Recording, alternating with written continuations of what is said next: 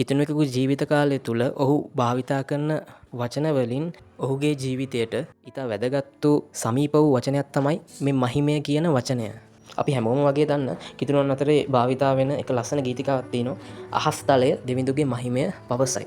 ඒ ගීතිකාව ගත්තොත් ඒ ගීතිකාවේ පැහැදිලිව කියනවා දෙවියන් වහන්සේ විසින් මැව්ව හැම මැවිල්ලක්ම පෙරලා උන්වහන්සේට මහිමය දෙනවා කියලා. ඒ කියන්නේ ඒ හැම මැවිල්ලක් තුලින්ම උන්වහන්සේට මහිමය යනවා. ඒ දේ එදා ඉඳන් අද වෙනකන් නොනවතී සිද්ධ වෙන එක කාරණාවක්. ඒකටම විරුද්ධ ක්‍රියාවක් විදියට යක්ෂයා එදා ඉඳන් උත්සාහ කරනවා සැලසුම් කරනවා උන්වහන්සේට යන මහිමය තමන් වෙතට ඇදලා ගන්න.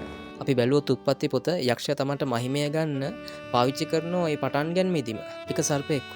නැවත වර්තමානයට අපි ආවොත් අපිට අහන්න ලැබෙන ප්‍රසිද්ධම මාතෘකාවක් තමයි LGBTQ කියන මාතෘකාව.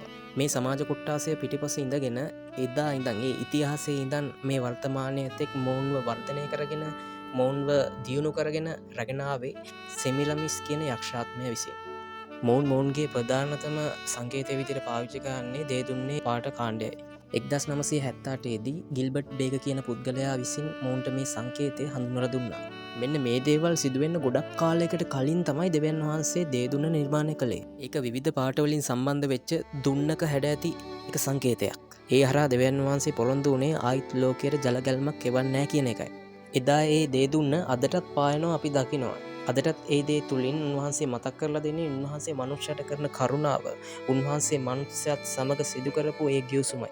අන්න ඒ දෙවියන් වහන්සේ මනුෂ්‍යයයි අතර තියෙන ඒ ලස්සන ගිවිසුම කොහොමද යක්ෂයා ඔහුගේ මහිමය සඳහා මේ වර්තමානයේදී පාවිච්චි කරන්න කියලා අපිට පේනවා. වර්තමානයේ කිතුනුවන් විදියට අපි සෝදිසි කරලා බලමු අපේ ජීවිතේ යක්ෂයාට මහිමය යන විදිහේ කාරණා තියෙනවද කියලා. පාපය එහෙම නැත්තම් අධර්මිෂ්ඨකම කියන දෙයට අපිට මිම්මක් දෙන්න බෑ.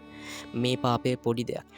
මේක ලොකු පාපයක් කියලා අපිට සඳහන් කරන්න බෑ. සිදුවෙන්නේ පාපයක් නම් එය පාපයමයි. අපි පෞද්ගලිකව දෙවියන් වහන්සේ ඉදිරියේ උන්වහන්සේට ප්‍රසන්න වෙමු.